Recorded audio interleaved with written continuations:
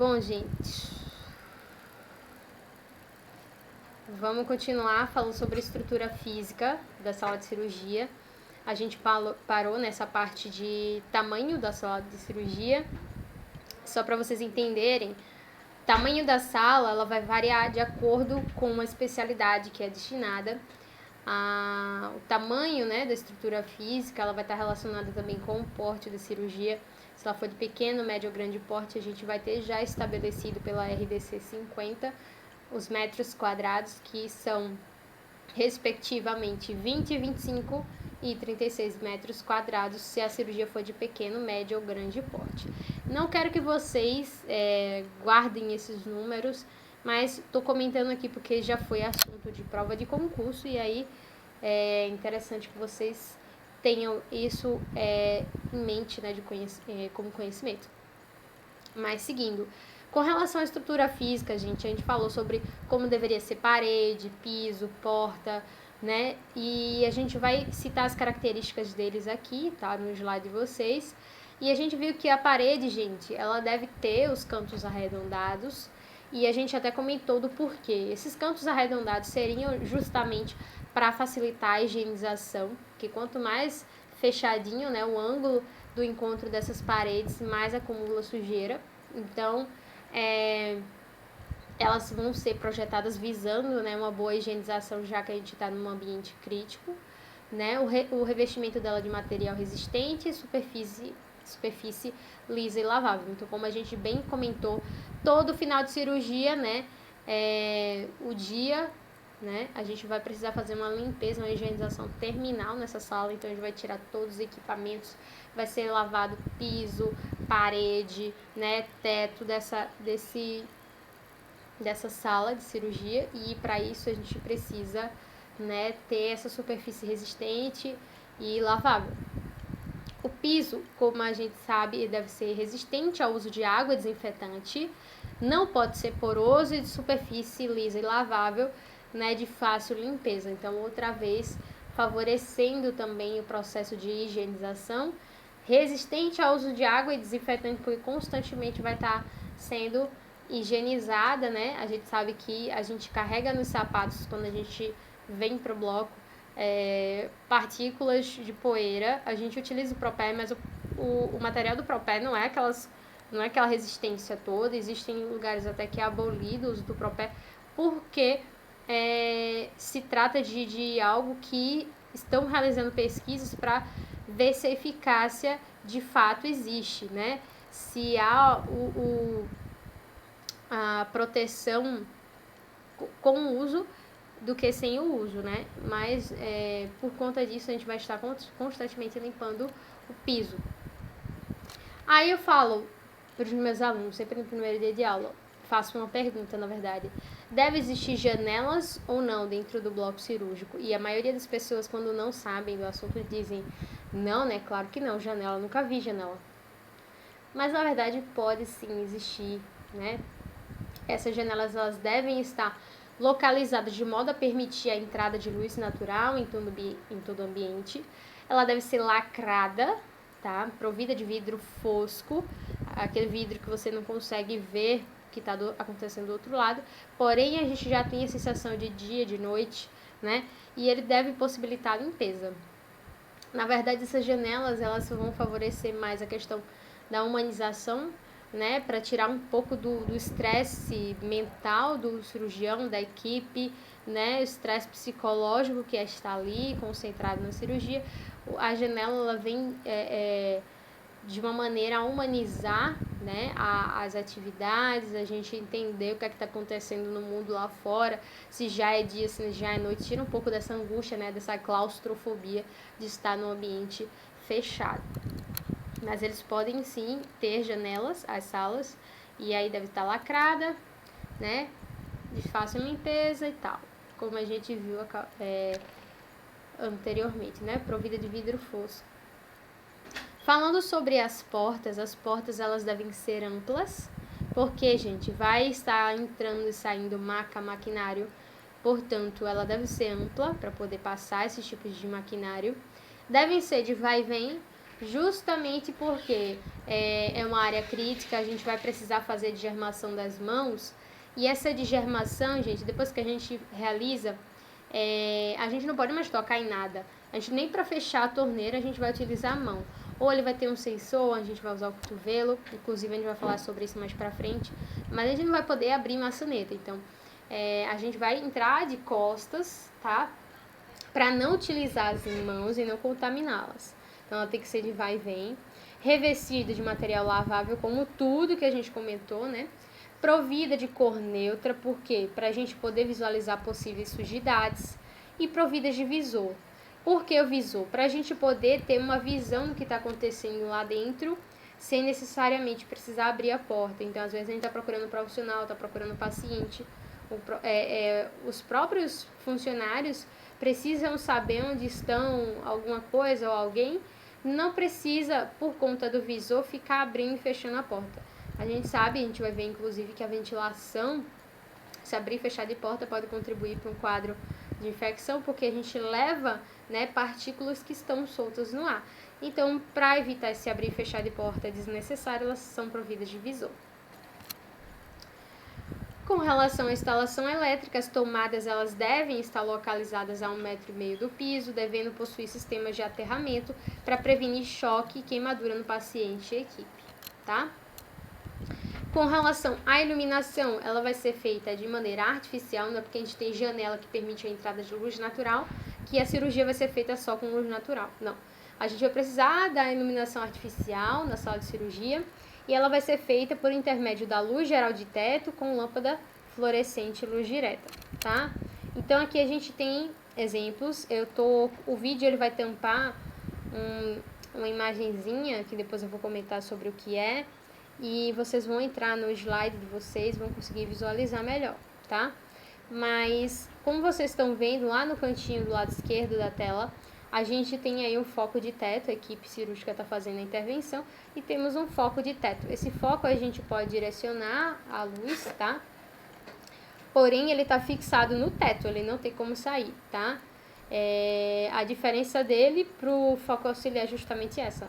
O foco de teto, ele tá lá na estrutura, tá? Independente de ter higienização ou não, isso não sai da sala.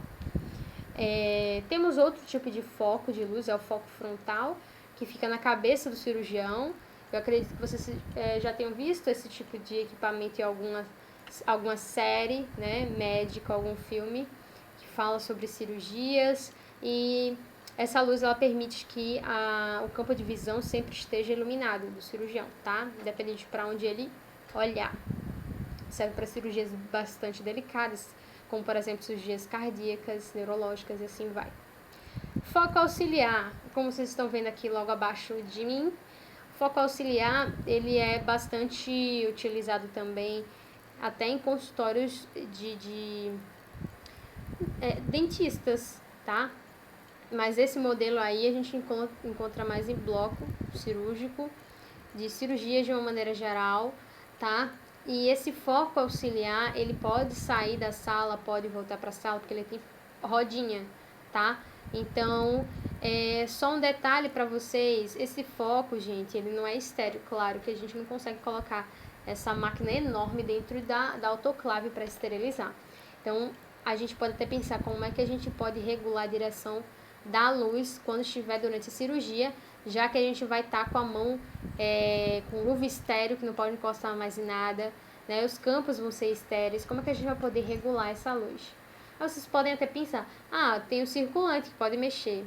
Ok, mas a gente também que está atuando dentro da cirurgia precisa ter essa autonomia, às vezes o circulante está precisando fazer algo externo e a gente precisa regular a direção da luz.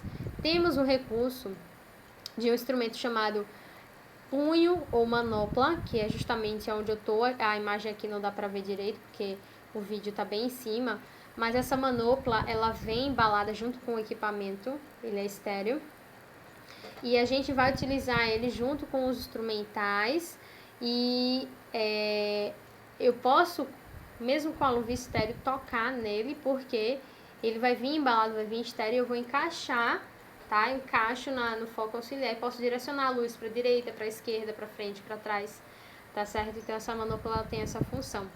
Caso vocês não entendam muito bem o que é, vou passar um vídeo sobre estrutura física e vai estar o link aqui embaixo na descrição do vídeo, e aí vocês vão entender tudo que eu estou comentando aqui na prática, tá certo? Ventilação. Como eu falei para vocês, gente, o ar, ele é uma fonte de contaminação. O ar, ele é uma via de transmissão de bactérias, tá? E como é que a gente pode levar essa fonte de contaminação? As pessoas que estão na sala de cirurgia, elas podem contribuir com essa transmissão, né? Essa contaminação pela ventilação, quando ela fala. Quanto mais a gente fala, mais gotículas de ar a gente libera. Então, toda gotícula de ar expirado também é rico em bactérias. A gente sabe que nosso sistema do trato gastrointestinal, nosso sistema, né, das vias aéreas superiores, quando a gente está respirando, né, está liberando essas gotículas, a gente pode levar bactéria e se for para a cavidade do paciente, contribuir para um quadro de infecção. Descamação de células da pele, partículas transportadas nos sapatos, como eu acabei de falar. Então, tudo isso vai estar no ar, tá? E por conta disso, gente, a gente vai precisar ter na sala de cirurgia um exaustor. Como vocês estão lendo, né? A função do exaustor, não sei se vocês já ouviram falar no exaustor, mas ele tem a função de remover o ar de dentro da sala e jogar para fora. Então, o que é que ele vai ter circulando dentro da sala, né, ventilando? Odores, calor, gases anestésicos voláteis. Vocês vão ver mais pra frente, eu vou falar sobre anestesiologia. Inclusive, já tem um vídeo aqui no meu canal falando sobre anestesia geral, raquidiana, mas a gente vai falar no tempo certo sobre isso.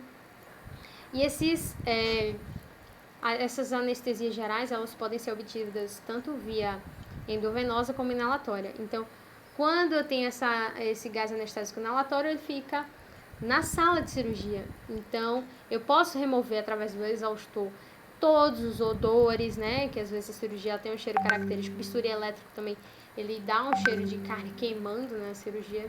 Mas o exaustor, ele vai fazer essa função de filtrar o ar. Ele vai ter uma função de controle bacteriológico. Ele vai retirar e impedir a entrada de partículas contaminantes e vai existir essa troca de ar a cada 10 a 20 vezes por hora. Tá bom? E aí a gente fala sobre as questões, né, com relação aos equipamentos da sala de cirurgia. Elas podem ser classificadas como fixos, equipamentos fixos e móveis. Os equipamentos fixos, gente, são todos aqueles equipamentos que não vão sair da sala, tá? São aqueles equipamentos que quando a gente vai fazer uma higienização terminal, eu falo, mas não estou dizendo que especificamente a enfermagem não, mas a equipe de higienização, ela quando for fazer a limpeza terminal, ela não vai precisar tirar. Então, nós temos o foco central, que eu mostrei a imagem, o negatoscópio. Geralmente, durante as minhas aulas, eu mostro o que é o negatoscópio. Aqui, como a gente está, né, nesse vídeo diferenciado, eu não consigo sair da tela para mostrar para vocês. Mas o negatoscópio é aquele aparelho que a gente conecta na parede para identificar o raio-x. Botem aí no Google, negatoscópio. A gente utiliza muito, às vezes você já viu, mas não sabe o nome.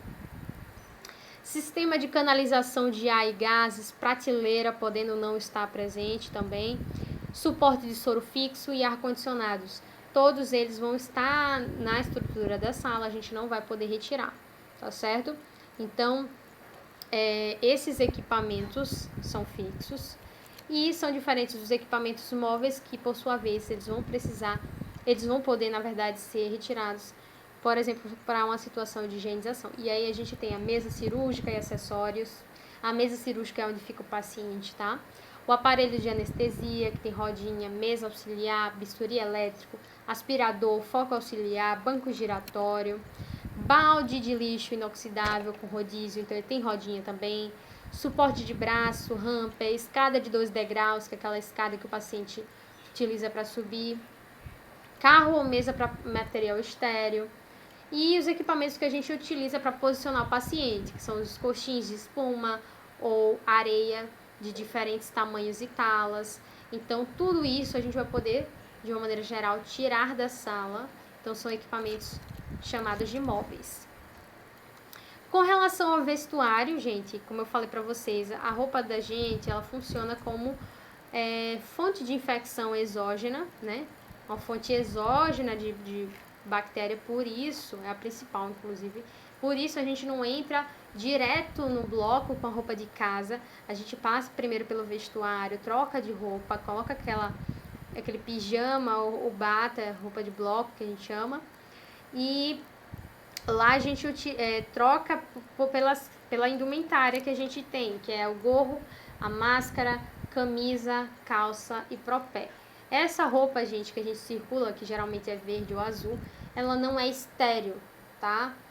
Ah, mas a gente vai pra cirurgia, como assim a roupa não é estéril? Calma, nem todo mundo que veste aquela roupa verde vai atuar na cirurgia. O pessoal da administração, o pessoal da equipe de higiene, o pessoal que vai circular de uma maneira geral dentro do bloco, vai utilizar a roupa de bloco, vai estar com essa indumentária, porém, não são todas as pessoas que vão atuar diretamente na cirurgia. Então, elas são lavadas especialmente com água quente, ok?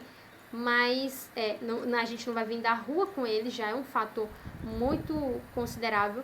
E as pessoas que vão atuar diretamente na cirurgia, além dessa roupa, depois que realizar a dermação dos antebraços, eles vão vestir um capote, que é uma roupa por cima, que essa sim é estéril, porque eles vão atuar na cirurgia e não podem levar contaminação, tá?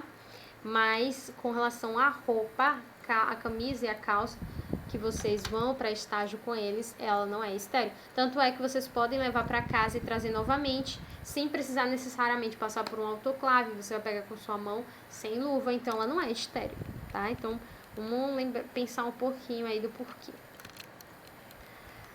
Então, no vestuário, qual a função do gorro? Cobrir cabelo. Eu dou até um exemplo de quando a gente vai comer uma coxinha. Às vezes a gente come uma coxinha num lugar meio esquisito, e aí quando a gente dá a primeira mordida que a gente puxa, chega vem aquele fio de cabelo. Aí tem gente que vomita, tem gente que cospe, tem gente que joga a coxinha toda fora. Não estou dizendo que não estou dizendo que eu sou essa pessoa, né? Mas imagina um fio de cabelo dentro da cavidade do paciente, no meio de uma sutura, o cabelo que não é estéril, que tem creme, que tem caspa, que tem suor em couro cabeludo, a produção do sebo dessa região. Então, não tem condições de deixar o cabelo cair dentro da cavidade. Portanto, o uso do gorro é obrigatório. A máscara tem a função de cobrir boca e nariz, tá? Não adianta você colocar a máscara aqui porque você tá tirando a função dela. Então, ela previne o escape de gotículas expiradas. A camisa, gente, é de malha densa, manga curta, justamente para facilitar a antisepsia dos braços. A calça, existem lugares, acho que acredito que não exista mais, mas ela pode ser fechada nos tornozelos por tubo de malha, mas a grande maioria é aberto. E temos os propés, tá? Não falem errado, tem gente que fala prospés, não é propés, tá? Porque ela serve pro pé. Trocadilho muito sem graça, mas enfim. Ele serve para diminuir a contaminação vinda dos sapatos, tá? Então, não sei se vocês já viram o propé, mas ela parece muito com o material da touca, né? A grande maioria deles, mas tem de outros materiais também. Inclusive, quando falta, tem gente que costuma utilizar a touquinha no pé, isso daí não é algo anormal, é muito comum, inclusive. Ela é feita de tecido, papel ou plástico, de uso restrito ao centro cirúrgico. Todas as vezes que você sair do centro cirúrgico, você deve tirar o propé, tá? E quando voltar, você coloca outro, tá? Que aí perde a função se você caminhar para todo lugar com esse propé. E é abolido em alguns lugares, porque como eu falei, existem pesquisas já onde estão trabalhando essa questão de realmente contribuição para não infecção ou é algo irrelevante. Então, tem lugares que acham indiferente o uso do propé, por isso que é abolido. Então, gente, essa é a parte da paramentação. Comecei falando sobre estrutura física e esse slide vai até aqui, tá? Ah, não, desculpa, ainda tem mais um que fala sobre a equipe que atua no centro cirúrgico, que também pode ser abreviado por CC, tá? São 5, equipes que vão estar atuando. Sem uma delas não acontecem cirurgias, tá? São fundamentais. Não é só o cirurgião que é importante na cirurgia, não. Até porque a gente funciona como um time, tá? Então, a equipe cirúrgica, equipe de anestesia, equipe de enfermagem, equipe de higiene e a equipe administrativa. Todas elas funcionam simultaneamente. Sem o cirurgião, óbvio que não tem cirurgia. Sem o anestesista, não tem como o cirurgião realizar cirurgia com o paciente acordado ou sentindo dor. Sem enfermagem não existe saúde, então tem equipe de enfermagem. Equipe de higiene, se o bloco não estiver limpo, se a sala não estiver limpa, também não acontece cirurgia. E a administração já para colocar ordem em tudo, né? Na parte burocrática, a administração ela deve estar presente em todas as áreas de nossa vida e não vai ser diferente no bloco cirúrgico. Então, são essas 5 equipes que vão estar atuando no bloco, tá certo? Próximo assunto que a gente vai comentar é sobre terminologias cirúrgicas. Espero que vocês tenham gostado, tá? E até a próxima.